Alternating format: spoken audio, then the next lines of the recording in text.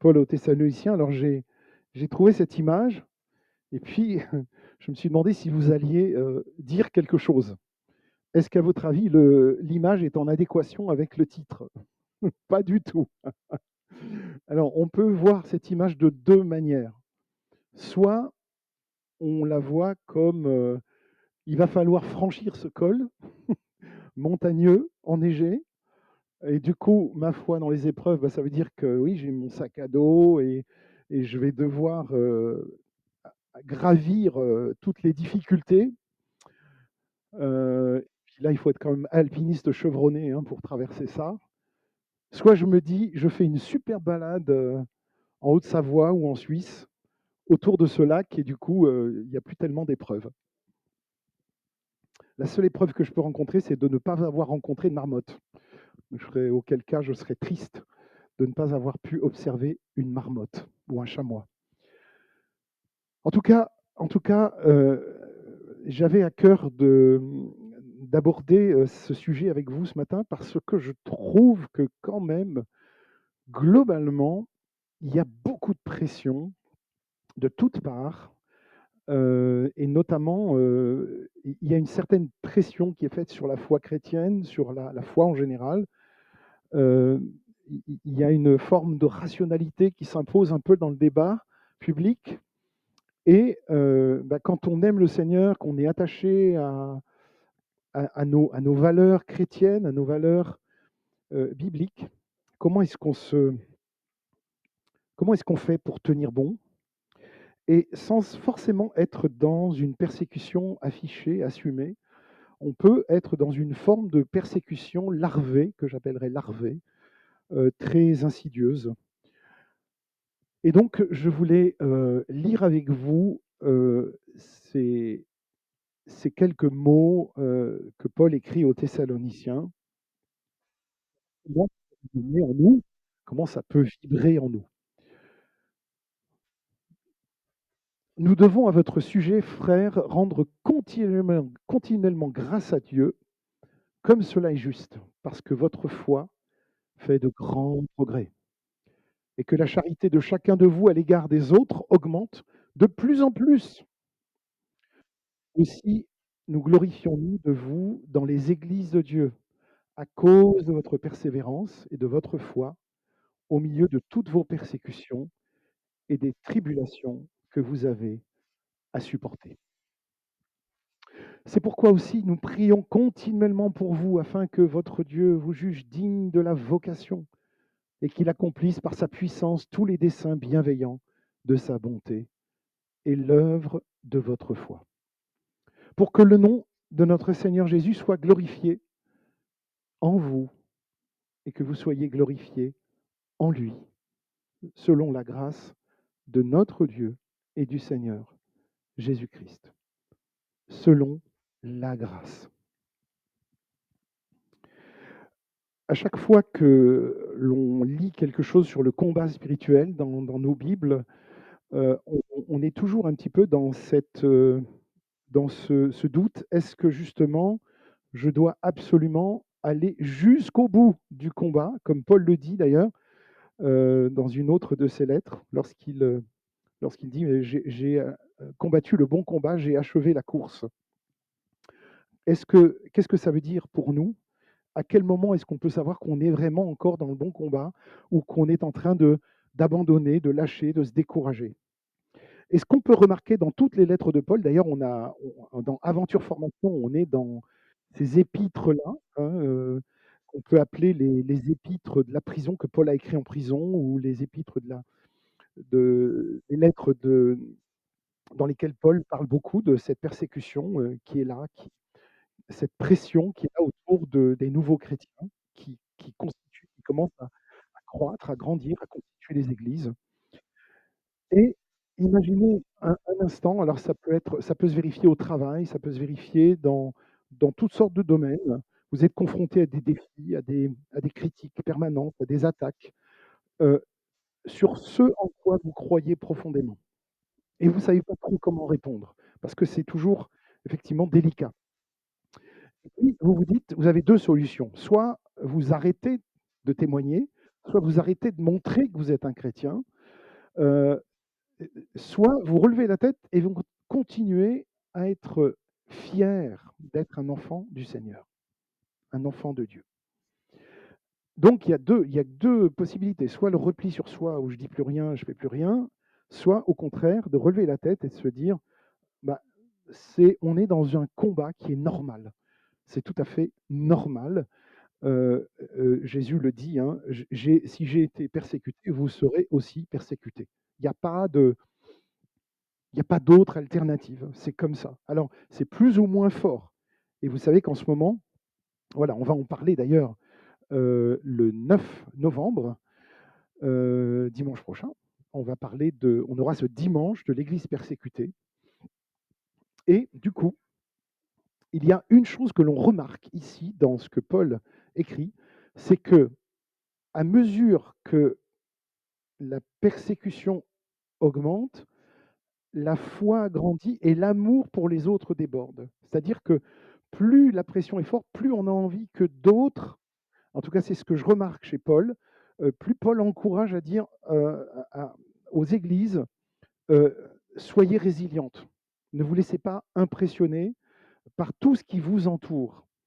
Et c'est exactement ce que Paul observe chez les chrétiens de Thessalonique. Et dans cette deuxième lettre aux Thessaloniciens, Paul va leur adresser des paroles qui sont remplies de reconnaissance, remplies d'encouragement.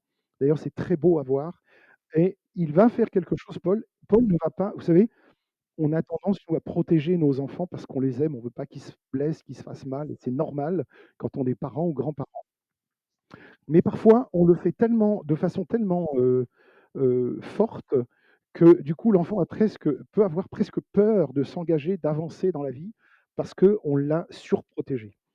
Et Paul ici ne va pas dire que les souffrances n'existent pas. Il ne va pas dire aux Thessaloniciens: «Non, non, non, non, mais ça, c'est dans votre tête» ou ne voyez pas le mal partout». Non, non, voilà. Il va quand même, heu reconnaître qu'il y a des souffrances, qu'il y a des choses qui frappent, directement au cœur, des Thessaloniciens, de leur foi et de leur foi personnelle. Mais là, ce qui va nous apparaître comme une évidence dans ce que Paul écrit, c'est que Paul va, montrer et mettre le doigt sur cette capacité qu'ils ont à persévérer et à grandir malgré tout ça.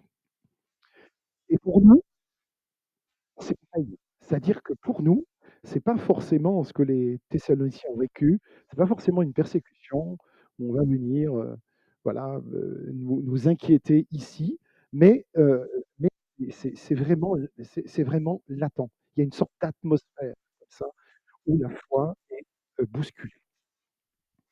Et donc cette lettre va nous inviter à réfléchir à une question qui est, pour nous tellement importante. Comment notre foi peut-elle non seulement survivre, mais aussi s'épanouir dans les moments d'épreuve. Et ça va être je pense que c'est une des questions sur lesquelles nous aurons à réfléchir dans les années qui viennent et surtout comment cette foi peut-elle devenir une source de lumière, une source de témoignage, de transformation pour nous, mais aussi pour les autres. Alors ici, qu'est-ce qu'on va remarquer? Et Paul leur montre en quelque sorte, parce que peut-être qu'ils n'ont pas forcément ils sont pas forcément conscients, les Thessaloniciens, de ce qu'ils sont en train de vivre, parce qu'ils sont dans le nez dans le guidon en quelque sorte, ils sont dans la bataille. Parfois, quand on est dans la bataille, on a besoin d'un regard extérieur pour nous dire: «Ah là, tu vois, i ce que tu vis en ce moment, c'est compliqué, c'est difficile». On a besoin de quelqu'un parfois pour nous montrer ce qu'on est en train de vivre et parfois en train de faire, qu'on n'a pas forcément remarqué. Ça peut être aussi un reproche qui est bien placé. C'est pas un reproche pour nous embêter, c'est un reproche pour nous, relever, pour nous aider à avancer. Et là, la foi des Thessaloniciens, ici, Paul dit quelle foi est cette foi fait de grands progrès. Dans d'autres traductions, elle va de progrès en progrès. Et leur amour pour les autres aussi ne va pas se limiter à un simple respect mutuel. C'est comme dans l'Église, bien sûr, le premier niveau, c'est le respect mutuel. Tout le monde se respecte, voilà. Tout le monde s'accepte, tout le monde se tolère. Ça, c'est le niveau très très bas de l'amour. Mais après ça, le deuxième et le troisième niveau, il y a cet amour agapé, heu, qui est un amour beaucoup plus engagé et qui ne se limite pas juste à un respect mutuel, mais qui abonde et qui déborde. Alors, je ne sais pas comment faire, mes amis, quelle est la recette pour que tout déborde? On a tous eu notre façon de l'imaginer et de le voir. Et donc cette image, elle est forte, je trouve, quand Paul dit, «Votre amour progresse, vous allez toujours de progrès en progrès», parce que trop souvent, on voit la foi comme quelque chose de statique. Vous savez, moi je me souviens toujours avoir entendu parler de, des amis catholiques qui disaient, «Je suis catholique de tradition».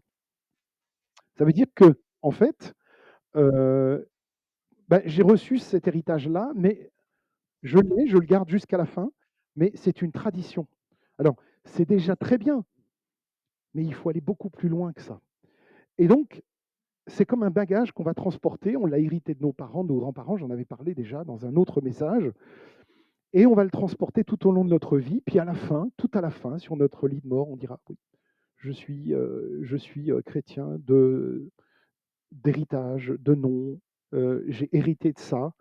Mais comment est-ce que ça peut se transformer en une foi vivante, dynamique, pleine de croissance? Et ce qui rend cette croissance-là des Thessaloniciens encore plus extraordinaire, c'est que justement, elle se produit dans un contexte de persécution et d'épreuve. Et là, je voulais m'arrêter juste un instant. On va sûrement en reparler la semaine prochaine, dimanche prochain. Mais est-ce que vous ne croyez pas? Est-ce que vous ne pensez pas? Je vous laisse la question, ça fait pas une réponse maintenant, mais une question qui peut nous suivre dans la semaine qui vient. Lorsqu'on est dans un confort, que tout va bien, est-ce que justement, c'est pas quelque part un certain danger pour la foi? C'est-à-dire de ne jamais être bousculé, et je ne veux pas parler de persécution parce que je ne la souhaite absolument pas, et je dis: «Seigneur, préserve-nous de la persécution». Mais est-ce que justement, c'est pas aussi dangereux de vivre une foi qui tranquille, ça va, tous les jours, je me lève, j'aime Jésus, tout va bien. Et puis quand on est bousculé vraiment dans notre foi par une question un peu incisive, un peu, qui va nous challenger quelque part. Pardon pour l'anglicisme, je me suis fait gronder la dernière fois parce que j'ai fait un anglicisme. Comment est-ce qu'on dit en français challenger? Nous défier? Ouais, nous défier, allez. Eh bien, les Thessaloniciens, heu, ne grandissent pas du tout dans un environnement confortable et protégé. Non, non, ils grandissent au cœur de la tempête. Et je vous rappelle quand même que c'est une époque où il n'y a pas la sécu, il n'y a pas l'assurance chômage, il n'y a pas tout ça. Et la sécurité de l'emploi, j'en sais rien, mais en tout cas, c'est très compliqué de vivre déjà dans ce temps-là. Donc nous, par rapport aux Thessaloniciens, on est dans un temps, mais alors, mât de cocagne, quoi. Vous voyez le mât de cocagne, hein? Quand il y a tous ces bonbons et ces friandises et ces choses à manger qui sont, sur un mât. Heu, Ça nous interpelle directement si on pense que notre foi ne peut grandir que lorsque tout va bien. Moi, je peux être chrétien quand ça va. Et je ne vous parlerai même pas de la vie pastorale parce que certains d'entre vous, vous savez ce que ça peut être, mais parfois, même garder le cap, je sais qu'il y en a parmi vous qui savent de quoi je parle, c'est très, très difficile et ça bouscule aussi la foi. Ça bouscule parce que dès qu'on a charge d'âme ou dès que, il y a de l'humain, voilà, comme ici, aujourd'hui, eh bien, on se rend compte que c'est pas si facile que ça de vivre avec les autres et que la foi est totalement, bousculée aussi. Et Paul nous rappelle que c'est justement dans les moments d'adversité que notre foi peut prendre racine et qu'elle peut s'épanouir. Et là, je réfléchis à cette histoire de racines. Une fois que la foi a pris racine, est-ce qu'elle peut être déracinée? Question pour vous, elle est gratuite. Vous me direz plus tard. Est-ce qu'elle peut être déracinée? Heu, Peut-être, j'espère pas, je ne sais pas. Alors, Paul parle beaucoup aussi de persévérance et vous savez que la persévérance, c'est quelque chose, enfin, en tout cas dans la foi, c'est quelque chose de surnaturel. Donc je dis: «C'est plutôt une bonne nouvelle» parce que, on doit, nous, bien sûr, persévérer dans la foi, et c'est le mot grec, c'est hypomone, c'est pas simplement endurer, tenir bon, c'est une force active, une capacité à avancer avec le courage, avec la hardiesse. C'est ça la persévérance. C'est pas juste je tiens bon jusqu'à mes 90 ans, c'est beaucoup plus. C'est je tiens bon jusqu'à mes 90 ans, mais dans l'action, dans la hardiesse. Et donc, même face à des obstacles qui paraissent humainement complètement insurmontables, mais alors d'où vient cette persévérance? Alors, verset 3, je vais revenir un peu au verset 3. Voilà, ici, votre foi fait de grands progrès, que la charité de chacun de vous à l'égard des autres augmente de plus en plus. Et Paul, ce qu'il fait ici, première chose qu'il fait, nous devons rendre à votre sujet continuellement grâce à Dieu. Paul remercie Dieu. Il remercie Dieu pour la foi des Thessaloniciens. En d'autres termes, donc cette persévérance-là, c'est pas juste le fruit de notre propre volonté ou de notre force propre intérieure. C'est un don de Dieu, c'est l'œuvre de grâce, de sa grâce dans nos vies. Et c'est ça qui va tout changer. Parce que si moi, je dis, je peux par moi-même persévérer, je peux par moi-même surmonter les obstacles, ça va être compliqué.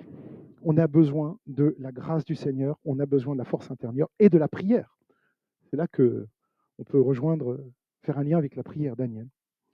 Et ça change tout. Qu'est-ce que ça veut dire? Ça veut dire qu'on n'est pas tout seul face aux défis. Et vous savez, quand il y a un frère, une sœur dans la foi qui passe par des moments difficiles, c'est tellement important qu'elle puisse le partager, qu'elle puisse partager ses luttes, ses combats spirituels ou même familiaux, souvent. La même puissance, cette même puissance qui a permis aux Thessaloniciens de persévérer, est à notre disposition aujourd'hui. Il y a un chant, Laura, qui est same, la même puissance, il y a un chant comme ça, ça va te revenir. Euh, la même puissance qui était, que les Thessaloniciens avaient, elle est à notre disposition aujourd'hui. Nous pouvons compter sur le Seigneur pour nous donner cette force dont on a besoin. Et même d'ailleurs, lorsqu'on est vide, ce matin, on se disait, en aparté, on se disait entre musiciens, là, oh, c'est bizarre, je suis un peu fatigué. Moi, ah, toi aussi, moi et moi aussi. Je ne sais pas pourquoi, mais je suis fatigué. Même quand on est épuisé, même quand on est sans ressources, fatigué, la force du Seigneur vient à notre secours. Et là, c'est là qu'on parle de la foi en action. Le secret, semble-t-il, ce que Paul nous dit ici, c'est que c'est pas une conviction intellectuelle, c'est pas juste un savoir que j'ai acquis, c'est pas juste une pratique religieuse. Cette foi se manifeste dans leur amour les uns pour les autres, l'amour agapé. C'est pas seulement un sentiment, c'est pas une émotion passagère, c'est un amour actif qui se traduit par des actions concrètes. Donc Paul nous dit que ça déborde et que cet amour déborde tellement qu'il touche ceux qui les entourent.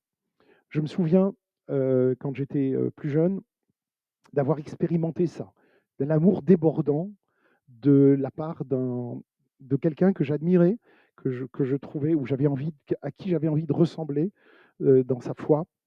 Et c'était cet amour qui débordait, je pense notamment à mon pasteur Hugh Collins, qui m'a tellement, tellement apporté, qui était tellement, pour moi, incroyable.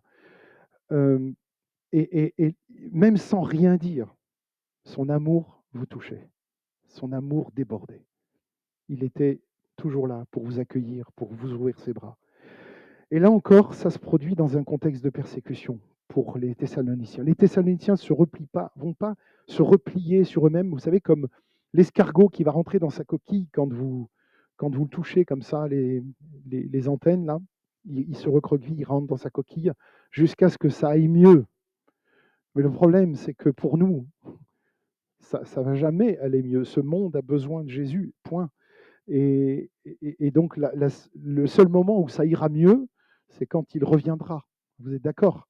Donc, jusqu'à maintenant, pour le moment, ça ne va pas aller mieux. Parce que les, les symptômes sont toujours là. Les symptômes sont là. Et donc, il faut guérir les symptômes. Et il n'y a que Jésus qui peut faire ça dans les cœurs. Et donc, ce qu'ils vont faire, ils vont faire quelque chose d'assez extraordinaire. C'est que, au lieu de se replier comme l'escargot, ils vont au contraire s'ouvrir. Waouh! C'est, c'est là où je me dis magnifique. Alors, c'est quoi ce miracle? C'est quoi ce miracle qui fait que ouf, ils ouvrent leurs bras, ils s'ouvrent aux autres, même quand ils souffrent. Alors voilà un défi pour nous hein, aujourd'hui. Et donc, comment notre foi se traduit-elle dans nos relations avec les autres? C'est une question. Est-ce que notre amour pour les autres se voit? Est-ce qu'il déborde? Est-ce qu'il est tangible, abondant? Ou est-ce qu'il reste limité? Est-ce qu'il est conditionné, conditionnel, réservé à ceux qui nous ressemblent? On a tous ce défaut. On va vers ceux qui nous ressemblent, et ça, c'est un élan naturel. C'est un élan naturel. Donc, beh, pour changer ça, bah, il faut, heu, il faut en être conscient, qu'on a ce biais-là. Un autre élément que je vois aussi dans ce texte, il est au verset 11. Paul revient tout le temps sur cette idée centrale. Tout ce qu'ils louent chez les Thessaloniciens, leur foi, leur amour, leur persévérance, c'est le fruit de l'œuvre de Dieu dans leur vie. Et donc ça, c'est le bon moyen de savoir si quelqu'un a changé. Quand quelqu'un accueille Jésus dans sa vie, il y a un changement. On le voit hein, tous, on le voit.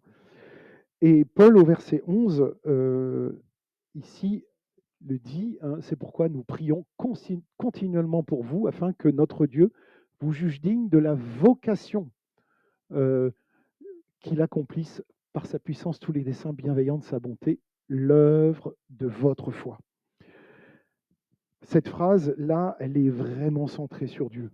Elle est vraiment théocentrique. Elle nous rappelle que nous ne pouvons pas nous transformer nous-mêmes par nos propres forces. Il y a des Marvel, pour ceux qui, je suis sûr que tous vos enfants aiment les Marvel, et il y en a qui se transforment, qui deviennent, Hulk par exemple, c'est un exemple, hein, l'incroyable Hulk, qui est quelqu'un de tout à fait normal, voilà, et qui devient tout vert et qui prend des muscles, qui devient immense.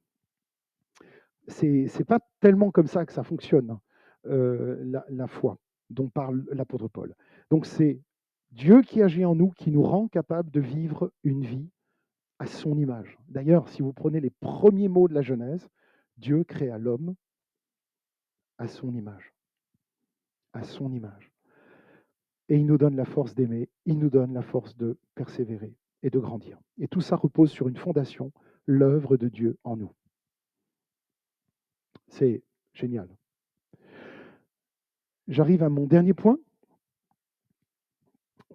Ici, Paul, au verset 12, qu'est-ce qu'il nous dit? Pour que le nom de notre Seigneur Jésus soit glorifié en vous. Pas juste pour lui-même, mais glorifié en vous. Et que vous soyez glorifiés en lui, selon la grâce de notre Dieu. Donc c'est lui qui fait le miracle. Christ glorifié en nous, nous glorifiés en Jésus. C'est lui qui fait le miracle. Et tout ce que nous faisons, tout ce que nous sommes, tout ce que nous devenons a un seul but, glorifier Dieu. C'est là qu'on revient aussi à la Genèse. Tout ce que Dieu a fait était très bon, y compris nous. Il nous a créés. Bien sûr, il y a eu l'épisode de la chute. On aurait préféré l'éviter si on avait pu, mais on n'a pas pu. On n'a pas pu éviter l'accident. Et il y a eu la chute. Mais ça ne veut pas dire que nous devons chercher à impressionner les autres, à accumuler des réussites spirituelles, à montrer qu'on est arrivé, pas du tout. Mais ça signifie qu'on doit juste refléter la bonté, la grâce et l'amour de Dieu. Alors, en même temps, ce n'est pas un programme facile. Je suis d'accord avec vous. Mais on n'a pas Dieu ne nous demande pas de surperformer spirituellement. C'est pas ça du tout. Il veut juste que sa grâce, son amour se voit en nous. Et bien sûr que les autres aussi voient notre foi, notre persévérance, voient notre amour et ne devraient pas simplement penser de nous quelle personne admirable, quelle personne extraordinaire, comment tu fais? Elle est arrivée, voilà, cette personne-là est arrivée. Mais non, je vous dis non tout de suite, parce que Paul, il a mis toute une vie pour il a mis toute une vie pour, penser qu'il avait achevé la course et combattu le bon combat. Et peu de temps avant sa mort, il le disait. Et donc, heu, je voudrais juste conclure là-dessus, sur une invitation. Ce matin, n nous sommes invités par ce texte que nous avons lu, par la lettre de Paul. Alors qu'est-ce qu'on peut retenir de ce passage? D'abord que notre foi n'est pas appelée à stagner, à faire du surplace, pas du tout. Elle est appelée à grandir. Notre foi est appelée à s'épanouir, et même peut-être et surtout dans les moments difficiles. Parce que si tout va très très très bien pour nous, et c'est ce que je souhaite à chacun de nous, plus que tout, si tout va très bien pour nous, ben on va s'installer dans une petite vie tranquille, et on risque d'oublier que la foi, c'est aussi un défi. C'est aussi un défi à relever. Et donc, ensuite, que cette croissance n'est pas le fruit de nos propres efforts, qu'on ne va pas devoir déployer des trésors d'ingéniosité pour arriver à plaire à Dieu. Pas du tout. L'œuvre de Dieu en nous, c'est quoi? Ça veut dire qu'on laisse Dieu travailler en nous. On prend une posture d'humilité, de dépendance. On laisse le Seigneur travailler, on laisse le Saint-Esprit travailler en nous.